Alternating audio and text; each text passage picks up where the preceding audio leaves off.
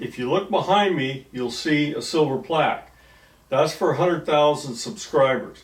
That's for Gray Furnace Man, not for electric car.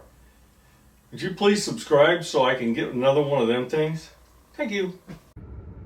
In this one, we're going to talk about scheduled departure and scheduled charging and what the differences are between the two and what actually happens when you choose these things. So first I'm going to go to the up arrow, I'm going to hit charging, and we get our screen that gives us the two different types of charging. It's set for scheduled departure right now. If I want to switch it to scheduled charging, then I hit that and it goes to scheduled charging. But what's the difference between these two? Okay, scheduled charge means I can put a time period in here when I want it to start. That's scheduled charge start. You change whatever time period. Let's say your electricity drops in price at 9 o'clock or whatever it is.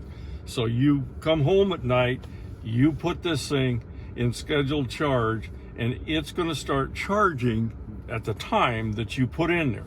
That's all it's going to do. It's going to charge up the car.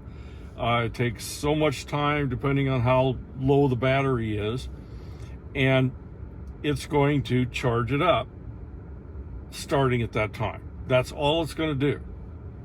Now the difference, if I want to switch that to scheduled departure, I put a departure time in there. Now this is important. I've got a 7 o'clock a.m. scheduled departure. So I come in the evening, I plug in the car. The car is going to determine at that point when it has to start charging in order to get up to whatever limits you put in the car for the charging level. And it's going to start charging in order to be able to leave at 7 o'clock a.m. with the charge that you've set in there.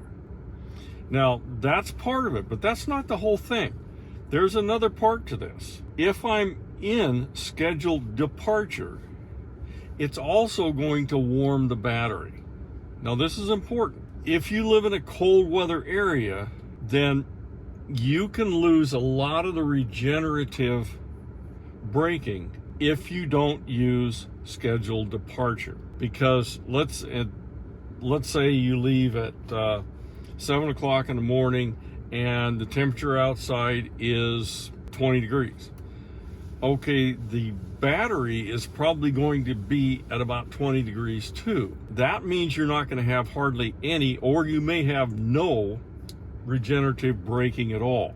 And of course, it depends on what the actual battery temperature is. The outside temperature doesn't tell you what the battery temperature is. That's going to change the way you drive.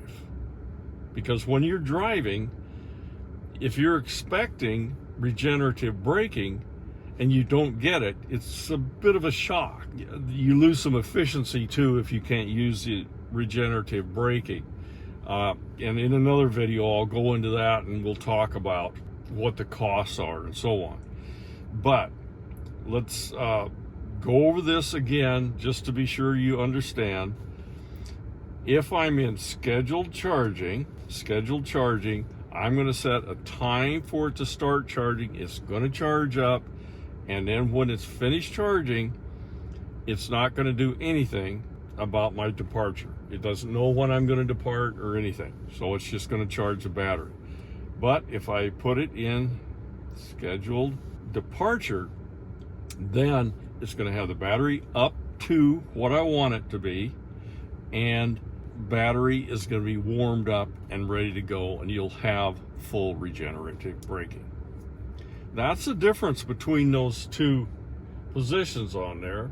It depends on what you want and of course where you live. If you're in warm temperatures, it's no big deal, but if you're in cold temperatures, it really does make a big difference.